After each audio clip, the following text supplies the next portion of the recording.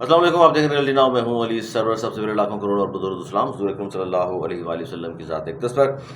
حیدر عباس رضوی صاحب کی press conference, اور کیوں کی اچانک ری لانچنگ کہہ لیجیے ان کی، دوبارہ انٹری اچانک ہوئی ہے، تو بہت سارے لوگ اس پر تبصرے کر رہے ہیں کہ جناب وجہ کیا ہے۔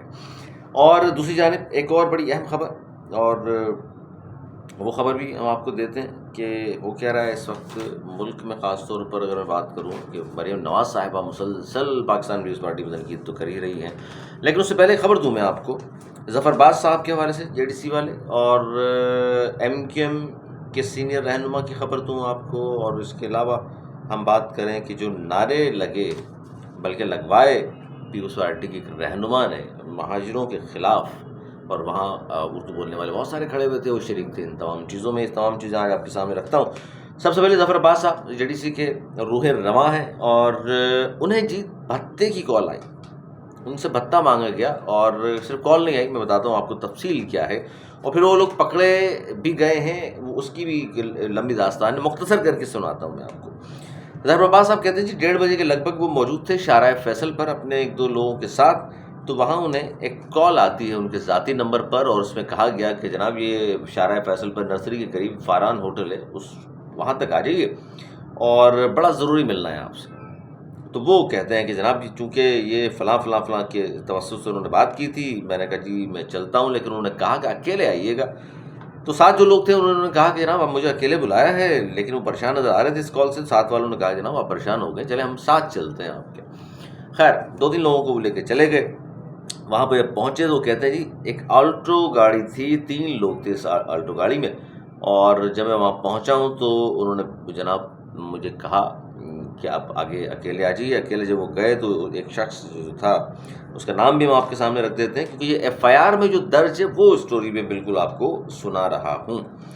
3 بندے تھے جی، اور ایک بندے سے جس نے ملاقات کی، جس نے دھمکی دی، وہ کسی کا پیغام پہنچایا، اور انہوں نے حوالہ دیا جس شخص کا، اس کا نام بھی میں آپ کے سامنے رکھ دیتا ہوں، محمود نام ہے ان کا، اور اس کا پورا نام بھی بتا دوں آپ کو۔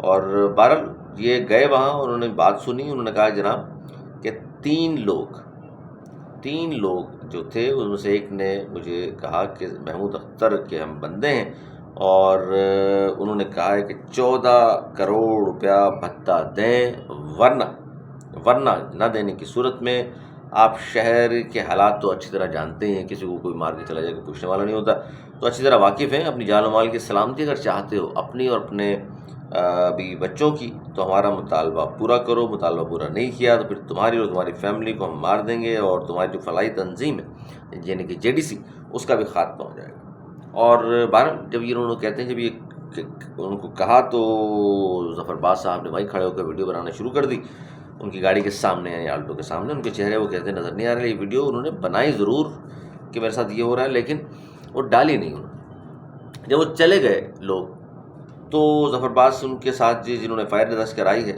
انہوں نے کہا ہے سید دانیال حیدر کہ یہ حواس باختہ ہو گئے، گمسم ہو گئے، ہم نے بڑا پوچھا ان سے تو پھر یہ تھوڑا سا ہوش میں آئے، اور انہوں نے بتایا کہ یار یہ مسئلہ ہوا ہے۔ اور 3 لوگ تھے، وہ تینوں کو کہتے ہیں جی پہچانا بھی، محسن عرف محسن واسطی، یاور عرف یاور سائیں، اور منظر کاظمی، اور ان تینوں کے پاس اسلحہ بھی تھا۔ منظر کاظمی نامی جو شخص تھا اس نے کہا جی محمود کا پیغام میں نے آپ کو دیا ہے، اور یہ بول کر وہ وہاں سے چلے گئے۔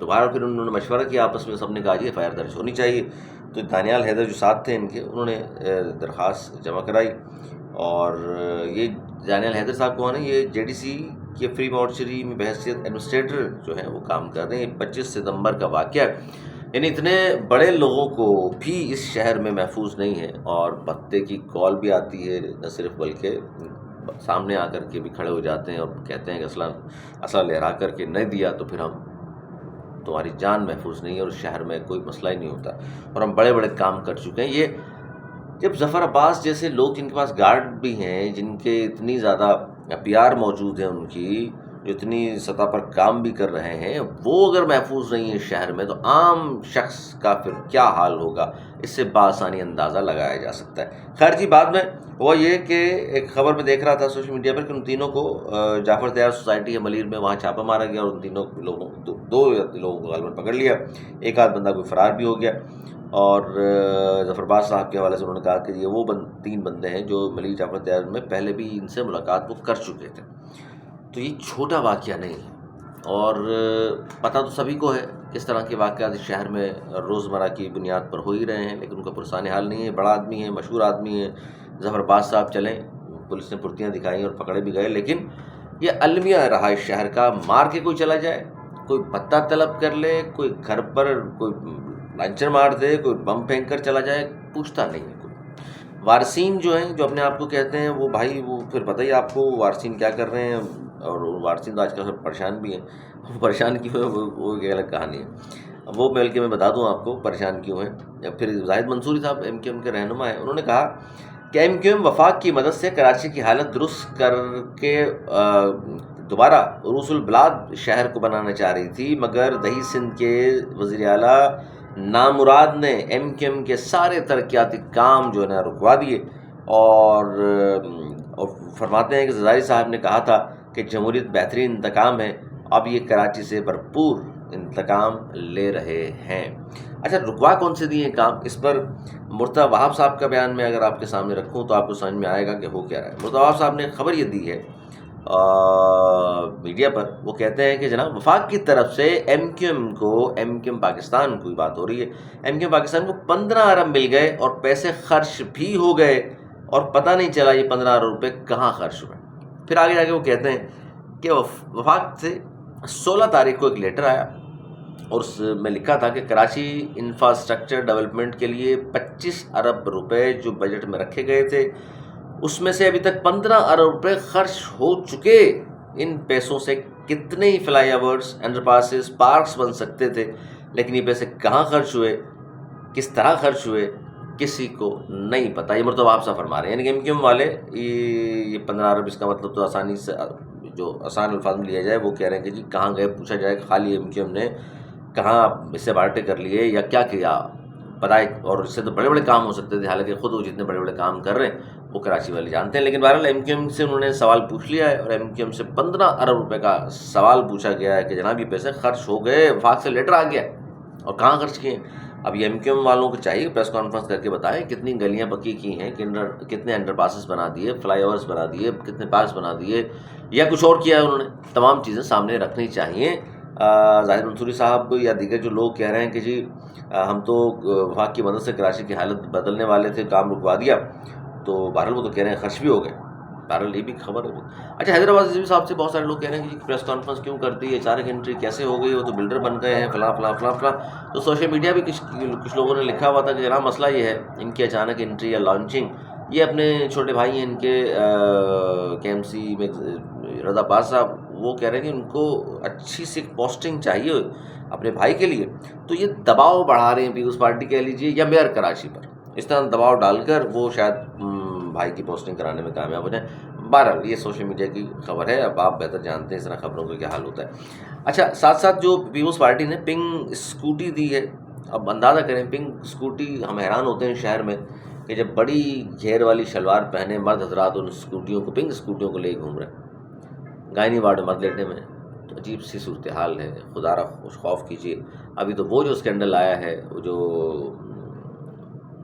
300 یونٹ بجلی فری دینی تھی سلور، اور اس کے بعد پھر سولر کے حوالے سے پنکھے منگائے گئے نہیں منگائے گئے، یہیں سے بنائی ہوئی کمپنی، وہ پورا اسکینڈل جیو پہ دیکھا ہوگا. سب سے پہلے لیکن وہ فہیم صدیقی صاحب نے بریک کیا تھا آج سے کوئی 12-15 دن پہلے، اور ان کے پاس ڈاکومنٹس موجود ہیں. تمام شواہد کی روشنی میں انہوں نے یہ تمام چیزیں سامنے لے کر کے آئے تھے کہ کتنی بڑی کرپشن ہوئی. اس کا جواب دینا چاہیے پاکستان پیپلز پارٹی کو. اور وہ جو مہاجروں کے خلاف نعرے، اقبال خان صاحب کے ڈی میں الیکشن تھا، وہ ایم کیو ایم جیتی، اور اس کے بعد باہر کھڑے ہوئے جو لوگ تھے ان سے بہت سارے لوگوں نے خطاب کیا. اقبال خان صاحب ڈسٹرکٹ ایج کے صدر ہیں، اس پر بہت سارے لوگ کہہ رہے ہیں کہ جناب یہ ویڈیو دیکھیں، اور یہ کہہ رہے ہیں کہ یہ جوکر سارے مہاجر، اس طرح کے نعرے اس ویڈیو میں کہہ رہے ہیں کہ جی وہ لگائے گئے ہیں. کیوں آواز ذرا صاف نہیں تھی، مجھے صحیح میں سنائی نہیں تھی، لیکن لوگ لکھا ہوا تھا، لوگوں نے کہہ رہے ہیں کہ جناب اندازہ کیجیے پوری قوم کو یہ جس طرح کی باتیں قوم کے خلاف کر رہے ہیں مناسب نہیں ہے، کسی بھی قوم کے بارے میں اس طرح کی بات نہیں ہونی چاہیے. لیکن افسوس وہ کہتے ہیں کہ جو اردو بولنے والے لیڈران شامل ہوئے ہیں پیپلز پارٹی میں، وہ دیکھ لیں کہ کیا اوقات ہیں ان کے، کس طرح کے نعرے ان کے سامنے لگا رہے ہوتے ہیں، وہ کھڑے ہنس رہے ہوتے ہیں.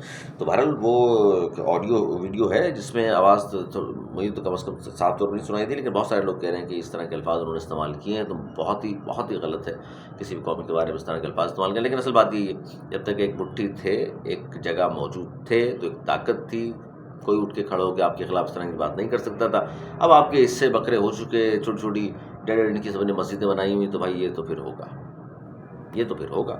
لیکن بہرحال کراچی میں کام ہونا چاہیے یار. کراچی میں وفاق پیسے دے، سندھ حکومت دے، NFC کی مد میں سندھ حکومت کو ملیں، جس کو بھی پیسے ملیں. یہاں امن قائم ہونا چاہیے اس شہر میں، اس شہر کے لوگوں کو، اس شہر کے نوجوانوں کو میرٹ پر نوکریاں ملنی چاہیے، اور امن و امان سب سے پہلی ترجیح ہونی چاہیے.